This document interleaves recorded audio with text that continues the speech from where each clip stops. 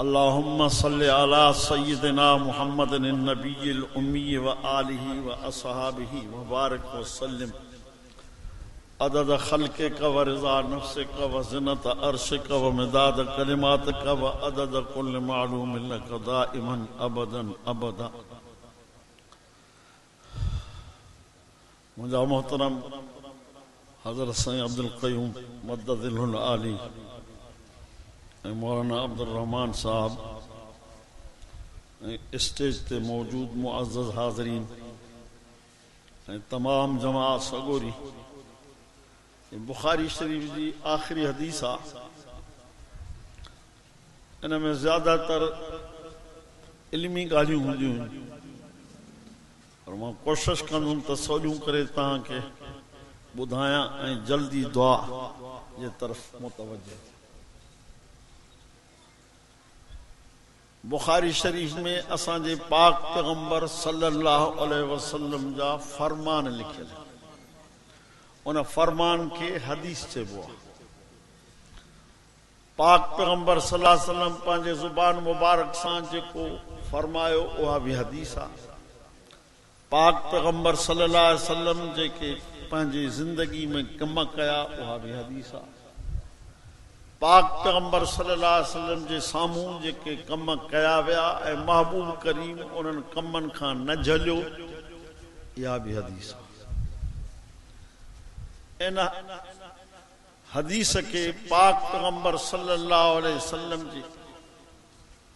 امت جی مانن حفاظت کرے تواں اساں تائیں جہاں انداز سان پہنچاयो ان میں انہن جو تواں اساں جے متھاں احسان. حضرت امام بخاری رحمت اللہ علیہ جو نالو محمد ان جے پی جو نالو اسماعیل محمد بن اسماعیل بخاری. بخاری انہن دے علائقے جو نالو بخارا مشہور ہے بخاری نالو ان جو محمد بن اسماعیل. ان امام بخاری رحمت اللہ علیہ حدیث جو کتاب جو کو اج پڑھوں پیا ان جے آخری حدیث کے یہ 16 سالن میں لکھو 16 سال تواں اساں تقریباً ان کے 4 مہینوں میں پورو کیوں گیا 16 سال لکھیں بھی مدینہ پاک میں اے مکہ پاک. 16 سال بخاری جے لکھن وارے وقت امام صاحب روزے سان رہے 16 سال روزو اے ان جو روزے جی خبر ان دے گھر بھاتن کے بھی کون ہوندی بس مانی ایندی بین کے ڈئی چنیدا تھاواں خالی کرے گھر موکلے اے ہر حدیث جے لکھن کا اگ میں برکات و نفل پڑھنا. امام بخاری رحمت اللہ علیہ کے 6 لکھ حدیثوں یاد ہوں 6 لکھ سندن و متنن جرحن و تعدیلن 6 لکھ حدیثوں انہن 6 لکھ حدیثوں ماں چونڈے چونڈے ہن کتاب میں تکرار سان گڈ تکرار چوا ساگی ساگی حدیث کے وری وری آنے ان میں بھی امام بخاری رحمت اللہ علیہ دا مقصد ہے. تکرار سان گڈ ہکڑن بخاری دے شارحن لکھو آ 8000 ہیں کن لکھو آ 9000 ہیں ماں چوندو آ 8000 تھا وٹھوں. ہر حدیث دے متھاں برکات و نفل مانا 16000 ان بزرگ دی نفلی عبادت تھی 16000. ان امام بخاری رحمت اللہ علیہ جے طرف بخارا جے گورنر پیغام موکلیو تو مجھے پٹن کے بخاری شریف مجھے گھر اچھی پڑھائے بخارا جے گورنر. امام بخاری رحمت اللہ علیہ نے جواب کیڑو موکلیو اجو کو اساں جو دور ہو جے آ تو اساں مولوین جو پیر ہیٹھ زمین تے نہ کو پیا گورنر جے پٹن کے پڑھائیں تا امام بخاری رحمت اللہ جواب موکلو تو علم پند کرے نہیں دو ماں تنجے گھر تنجے چھوکرن کے پڑھائیں نہیں ایندو وہ چاہیے بھلا ماں پانجا پٹر تنجے مدرسے موکلی دم وہ انہن کے الگ پڑھائے جا غریبن جے بارن سا مجھا پٹر کی میں ہن گورنر جا انہن کے الگ وہارے پڑھائے جا امام صاحب جواب موکلو تو یہ بھی ماں کو نہ تھی غریبن جے بارن سا گڈ وہی کلو کلے میں ملائے پڑھندا تو بخاری انہن کے پڑھائیں دو نہ تو نہ پڑھائیں دو انہن کے چاہوا استغناء اے بے پرواہی جو کوئی علم پڑھے تو ان میں استغناء اے بے پرواہی اتنی حجن گھرجے امام بخاری رحمت اللہ علیہ تے گورنر کاوڑ جی کو چاہیں تو بخارا چھڑے ونجو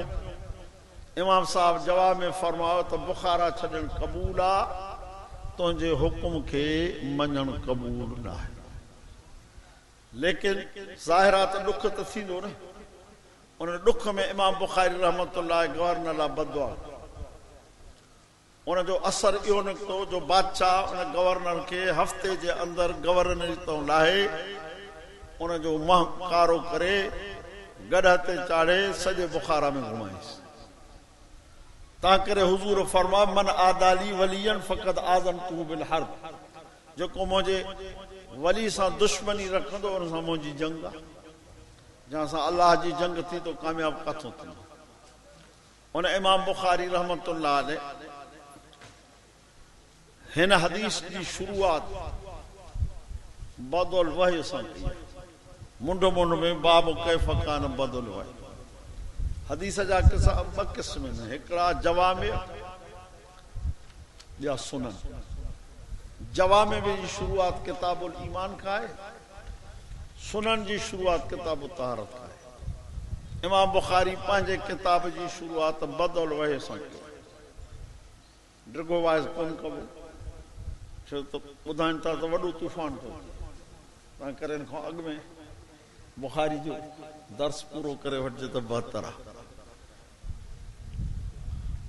امام بخاری رحمت اللہ علیہ پانچے کتاب میں بدل وحی جو لفظ آنے کرے تاں اساں کے سکھاریو تا ایمان بے اللہ وٹ اوہ معتبرہ جہاں جو بنیاد وحی تے طہارت بے اوہ معتبرہ جہاں جو بنیاد وحی تے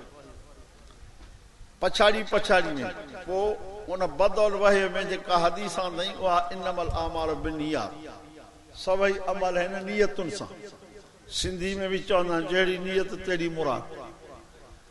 تاں کرے امام بخاری صاحب فرماؤ تو تاں رسول جی حدیث پڑھو تھا تو ان میں نیت تاں جی صرف اللہ جی رضا جی ہو جی پچھاڑی میں میری حدیثاں عملن جے تورن جی پہلی حدیث نیت واری پچھاڑی میں عملن جے تورن واری اشارو کہیں تو تاں جے عملن میں وزن تنہیں تھیندو جنے تاں جی نیت صحیح ہوئی تاں جی نیت صحیح نہ ہوندی مانن جو ڈیکھارو مقصد ہوندو ریا مقصد ہوندو تو تاں جا نیکی جا کم بے حبا منصورا تھیندا دز وانگو تاں کرے پہلی حدیثاں نہیں نیت جی پوئی حدیثاں نہیں وزن اعمال دی ان حدیث جے کھاں اگ میں باب جو کو بدو تھئی ان کے چوا ترجمۃ الباب ان ترجمۃ الباب میں چند الفاظ آندا تھیں انہیں کے چوا لواحقات ترجمۃ الباب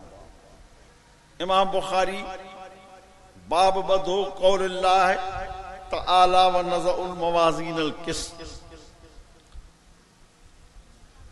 اللہ تعالیٰ قرآن شریف میں فرمایا تا قیامت جے ڈی اساں تارازو کے رکھندا سے انصاف دے قائم کرنا مانا تہاں جا عمل ترندا لیوم القیامت بمانا فی یوم القیامت قیامت جے ڈی میں انہاں کا آگتے فرمائی وَأَنَّ آمال بنی آدم وقولہم یوزن بنی آدم جا عمل اے انہاں جا قول یہ سب ترندا اساں جا عمل اے اساں جا قول یہ سب ترندا پرانے زمانے میں ایک فرقو ان کے تے وہ معتزلہ وہ چوندا تا عمل کون ترندا تورے او کے خبر نہ ہو جی اللہ کے خبر پوچھو تو تورے ایک گا ॿियो एतिराज़ इहो कंदा तुरंदी उहा शइ जंहिंमें वज़न हुजे, जंहिंखे शक्ल हुजे, जंहिंखे सूरत हुजे। नमाज़ पढ़ीसे बस, नमाज़ पढ़ी बस कईसीं का शक्ल ई कोन थिए, अदा अथसि। क़ुरान जी तिलावत कईसीं का शक्ल कोन अथसि। उनजे लाइ आलिमनि सगोरनि जवाब ॾिना आहिनि त अलाह साईं अमल तोरींदो इंसाफ़ खे क़ाइमु करण जे लाइ। अलाह खे ख़बर आहे, तव्हांखे पंहिंजे पुट जी ख़बर हूंदी आहे त चङो आहे या किनो आहे। उहो ॻोठ वारनि खां पुछंदा मां वारो छोरो कीअं आहे, माना ॿियनि जे ज़ुबान खां चवराइण चाहींदा हो त चङो आहे या किनो आहे। अलाह मख़लूक़ात जे आॾो अमल तोरे इंसाफ़ खे पूरो कंदो त तूं जन्नत जे लाइक़ु आहे या जहन्नम जे लाइक़ु आहे। अमल इन लाइ तुरंदो। ॿियो अमल कीअं तुरंदा जिन खे शक्ल ई कोन्हे, उनजो जवाबु अॼोके दौर में त सवलो आहे। इन खे अरबी में चइबो आहे अवारज़ात, ॿिया जवाहिर। अॼोके दौर में डॉक्टरनि वटि वञो, तव्हांजे वात में थर्मामीटर विझी ऐं तप खे तोरींदा आहिनि त तप हेतिरो थियो आहे, बुखार हेतिरो आहे। अॼु वरी गर्मी खे बि तोड़नि था त हेतिरी गर्मी आहे, हेतिरी सर्दी आहे। अलाह पाक खे तोड़ण में का बि तकलीफ़ कोन थींदी। ॿियो जवाबु ॾिनो अथनि त अमल नामा जिन किताबनि में लिखियल आहिनि, दफ़्तरनि में, उन्हनि किताबनि खे तोड़ियो। जनवरी आलमनि सगोरनि चयो आहे त ख़ुदि उन्हनि माण्हुनि खे अलाह सां तोड़ींदो, ताकी हा ॻाल्हि वाज़े थी वञे त तोखे जीअं बि तोड़ियोसीं तूं हर हिसाब सां मुजरिम निकिते या जन्नत जो हक़दार निकिते। तंहिं करे अमल तुरंदा, कौल बि असांजा तुरंदा। माना जेको असां ॻाल्हायूं था, चङो ॻाल्हायूं था उहो बि तुरंदो, बुछड़ो ॻाल्हायूं था उहो बि तुरंदो। नबी साईं फरमा मन कान युमिनु बिल्लाहि वल यौमिल आखिर फलयकुल खैरन, जंहिंजो अलाह ऐं अलाह जे रसूल ते ईमान आहे चङी ॻाल्हि चयो या चुप रहे। तंहिंजे करे तव्हां असां ते इहो लाज़िम आहे त हरू भरू गंदो न ॻाल्हायूं, असांजे ॻाल्हाइण खे बि तोड़ियो वेंदो। अॻिते लिखियो पियो आहे हिकिड़ो वॾो अल्लामा मुहद्दिस, उनजो नालो हो मुजाहिद। उहो चए थो क़िस्तास जी माना है अदल। क़ुरान शरीफ़ में क़िस्तास जो लफ़्ज़ आहे, वज़नु बिल क़िस्तास। हिते मथे आयो क़िस्त जो अखर, क़िस्त। उन ते मुनासिब वरी क़ुरान में क़िस्तास आहे। या इमाम बुखारी जी आदत मुबारक आहे त जेकॾहिं जेको लफ़्ज़ ईंदो आहे उन जहिड़ा ॿिया लफ़्ज़ बि जेकॾहिं क़ुरान में हूंदा आहिनि त उनजी बि तशरीह करे छॾींदा। तंहिंजे करे क़िस्तास जी माना चवे थो इंसाफ़ बिरूमी आहे। रूमी अरबी में, रूमी अरबी। हेॾो थोरो तवजो, असां सभु सिंधी आहियूं, पर उतरादी सिंधी ऐं ॾखिणी सिंधी जे अल्फाज़नि में फ़र्क़ु आहे। अहिड़ी तरह अरबी ॿोली में सॼे जहान में हले पई, पर अलाइकनि जो फ़र्क़ु आहे। तंहिंजे करे क़िस्तास जी माना चए थो इंसाफ़ आहे, पर अरबी ॿोली जेका रूमी, हिकिड़ो मतिलबु इहो अथसि, या बि खोड़ मतिलबु अथसि। ॿियो जवाबु इहो ॾिनो अथनि त हिकिड़ो अखर ॿिनि टिनि ॿोलियुनि में इस्तेमालु थींदो आहे, उनखे तवाफ़ुक़ लिसाननि चयो आहे, ॿिनि ज़ुबान जो हिकु जहिड़ो हुजणु। जीअं क़ुरान शरीफ़ में तव्हां पहिरें सिपारे पढ़ियो आहे अदसिहा व बसलिया, बसल जो लफ़्ज़ तव्हां पढ़ियो आहे। हालांकि बसल सराइकी में भी बसर के चइबो, अरबी में भी बसल। त माना बसल जो अखर सराइकी में भी थियो, बसल जो अखर अरबी में भी थियो। अहिड़ी तरह क़िस्तास जी माना इंसाफ़ या अरबी ॿोली में भी थी, पर अरबी रूमी में। अॻिते फरमाए थो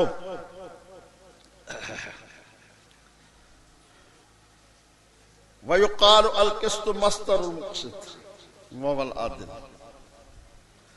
तव्हां असांखे वॾी गुजारत इमाम बुखारी ॾेई छॾी। जेको बुखारी पढ़े थो हुनखे वॾी गुजारत ॾेई छॾी, जेको पढ़ाए थो हुनखे वॾी गुजारत ॾेई छॾी। चए थो अल क़िस्तो मस्तरुल मुक़सित, क़िस्त या मुक़सित जी मस्दर आहे। हालांकि तव्हां सम्झी सघो था त मुक़सित जी मस्दर कोन्हे, مقسط یہ افعال جو باب جو سیوا مقسط مکرم قسط تو مجرد مقسط مزید امام بخاری چاہے تو یا مجرد مزید جی مصدر یہ تاں کے امام بخاری رحمت اللہ علیہ موٹا ہلی صرف تے دو بیا چھو تو مولوی تھن کا مظاہرہ تو پہلے تاں کے صرف پڑھنی آ تاں کے بدھائے تو جیکا مزید جی مصدر ہوندی آ ان جو اصل مجرد ہوندا تاں کے اصل الاصل تو بدھائے اصل الاصل اقصار ان جی مصدر وری قسط مزید یا ٹھاندی آہے مجرد میں اصل الاصل تاں کے بدھائیں تا قسط مصدر آئے مقسط دی تاں کرے ان جی معنی ہے انصاف وری اگتے فرمایا تو اما القاسط فهو الجائر قاسط جی معنی ظالم وڈی گزارت رہی چھ ساگے لفظ جی معنی انصاف ساگے لفظ جی معنی ظلم تمہاں پڑھی چکا ہو صرف میں خصوصیات ابواب میں تا افعال جے باب جو حمزو سلب لا ہوندا سلب معنی کہیں شے کے کھسن جڑے ظلم کے کھسب ہوتا انصاف تھی ویندو ہو افعال جو باب قاسط وری مجرد جو باب تاں کرے ہن جی معنی حمزے وارے جی معنی کے انصاف مجرد جی معنی کے ظلم چھو تا ہن میں او حمزو سلب وارو کونے جو تمہاں پڑھو آ تو ہکڑو لفظ بن معنی میں استعمال تھیندو آ ان کے ازداد چیبو آ جیئیں راس دے اکھر جی معنی کندا ان متھو راس دے اکھر جی معنی کندا ان پیرن جی چوٹی کھوڑا الفاظ اڑا ہیں جے کہ بن ضد معنی میں استعمال تھیندا ہے یہ ہویا امام بخاری جی ترجمۃ الباب جا لواحقات جہاں تے مختصر بحث کیو سی اگتے وبی قال حدثنا ان کے چوا سند سند تواں سا سو سدھو رسول اللہ سائیں کو حدیث کون بدیا ماں پانچے استاد کا بدی مجھے استاد حضرت سائیں عبدالکریم رحمت اللہ علیہ نور اللہ مرکدہ انہوں جو استاد حضرت مولانا غلام مصطفیٰ قاسمی رحمت اللہ علیہ انہوں جو استاد مولانا عبدالکریم قورائی رحمت اللہ علیہ یا سجی سند وہی ماں بیان کیا تو کلاک نہیں لا کھپے تاں کرے ماں تاں کے اگئی چو تو صفحہ مختصر وائز کبو انہی کے چوا سند لولا الاسناد لقال من شاء ما شاء جیکن سند نہ ہو جے ہاتھ جا کے جی ونے ہاتھی چئی چھڑیا تاں جے کرے حدیث جے کتابن میں سند جو وڈے میں وڈو درجو ہانے امام بخاری رحمت اللہ علیہ چے تو مجھو استاد احمد بن اشقا انہوں جو استاد آہے محمد بن فضیل انہوں جو استاد آہے عمارت بن قاقا انہوں جو استاد آہے ابی زرعہ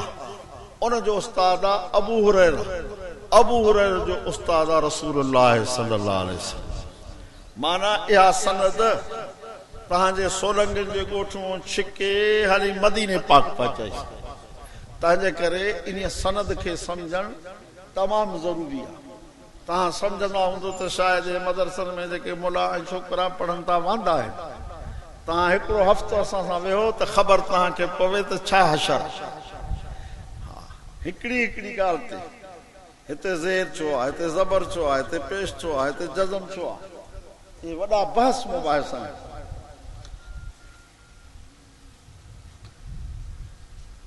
وہ ابو ہریرہ سے چھا تو چوے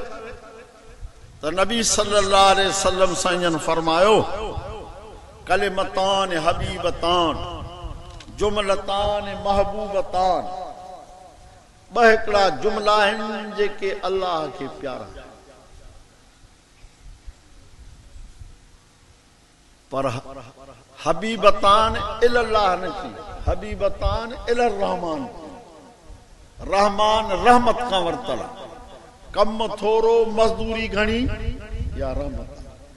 تاکر مصطفیٰ فرما بجملہ ہیں جے کہ پیارا ہیں رحمان کے زبان تے چون میں سولا ہیں قیامت جے نہیں جنے عمل نامہ ترندات نیکی وارے پاسے ڈوں یہ جملہ پوندا ت نیکی وارو پڑ گورو تھیندو ثقیلتان فی المیزان یہ گورا ان کا تھے تارازو میں اتے جو کاسو امام بخاری رحمت اللہ علیہ یہ کلمتان حبیبتان خفیفتان علی اللسان ثقیلتان فی المیزان یہ سجو گرجی سجی خبر مقدم تھی دی سبحان اللہ و بحمدہ سبحان اللہ العظیم یا مبتدا مؤخر تھی دی علم معانی میں تمام پڑھو تا خبر کے مقدم کوا تشویقا للسامع بدندڑ کے شوق تھے تا پوجو یہ حکم کیڑی شے تے لگن وارو بہکڑا جملہ جے پیارا رحمان کے چون میں سولا تارازو میں گورا وہ کیڑا ہے سب چوتا سبحان اللہ و بحمدہ سبحان اللہ العظیم سبحان اللہ و بحمدہ سبحان اللہ العظیم یہ روز 100 دفعہ پڑھ جے انشاءاللہ گناہ جی معافی ملندی سبحان اللہ و بحمدہ سبحان اللہ العظیم اللہ سائیں جی پاکا یا حمد سان گڈ اللہ پاک جی ذات عظیم تے بحث کجن تا کلاک کھپن تن کرے ماں اگئی تاں کو معذرت کرے تو لمبو چوڑو بحث کون کبو وآخر دعوانا ان الحمدللہ رب العالمین بس یہ دعا تھا کہ اللہ سائن دینی ادارن کے تا قیامت قائم دائم آباد فرمائے امت مسلمہ جی پوری دنیا میں حفاظت فرمائے اللہ تعالی تمام اساں کھاں اوہے کم کرائے جن ماں راضی ہوجے اوہے نہ کرائے جن ماں ناراض ہوجے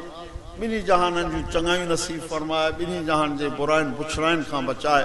احسان ایمان کامل سہن دنیا وہاں خاتم بالخیر فرمائے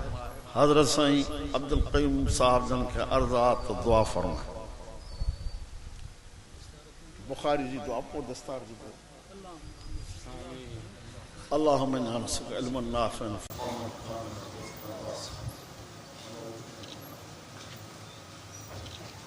اللهم